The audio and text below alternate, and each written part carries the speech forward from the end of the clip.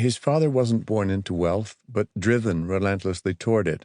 Once, when Clark Sr. was discovered by a local journalist poring over files and reports in his office after midnight, the mining magnate explained his dogged ambition. "You probably think that I am plodding along here because of a desire to make money. If you think so, you are wrong.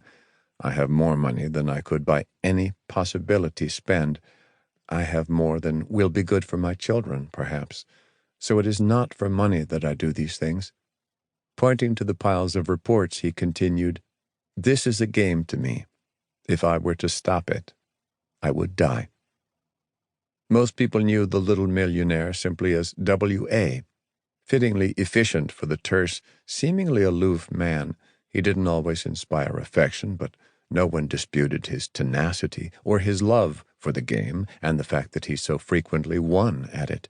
The scale of his empire was so massive that in hindsight it seems a foregone conclusion that he would become a titan of the Gilded Age, and yet his early years don't suggest it was inevitable.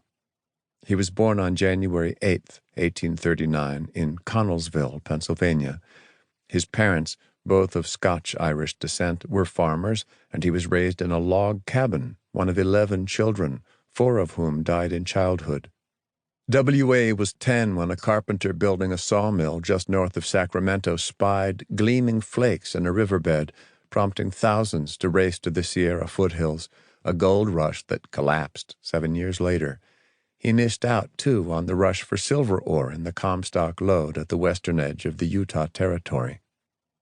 At 17, he moved with his family to Iowa and briefly studied law at Iowa Wesleyan University, but he never finished his degree. Instead, he took a job as a schoolteacher in Missouri. His teaching career didn't last long either, due in part to the outbreak of the Civil War in 1861, but more likely because of news of mineral rushes in the Rocky Mountains. He claimed to have fought for the South, but no records account for his service. Contained and wiry, young Clark had a jutting chin, small eyes, a shock of red hair, and a restless energy. In the fall of 1862, he set out with a team of oxen to Gregory Lode, a craggy outpost 40 miles west of Denver. He brought 3 books: Edward Hitchcock's Elementary Geology, Theophilus Parsons's The Law of Contracts, and a volume of poems by Robert Burns. The last suggests a man who sought relief from the business of accumulating and protecting wealth, but it's doubtful the little red-headed man, as he was known in his prospecting days, ever did. He was too late for the windfall at Gregory Lode, but there was news of gold farther northwest in Bannock, so he trekked up to what was then the Montana Territory.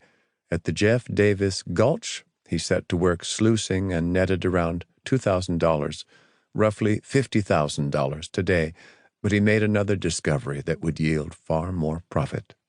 In America, a frontier isn't simply a line between 2 regions or between what is known and unknown, as much as it is a boundary between a resource that hasn't been monetized and one that has. In W.A.'s era, the obvious resource was the mineral wealth beneath the Earth's surface. Thousands of men were flocking west to do the body-breaking work required to extract it. But W.A. soon realized there was another resource, one far more accessible than the gold and silver buried underground: the miners themselves.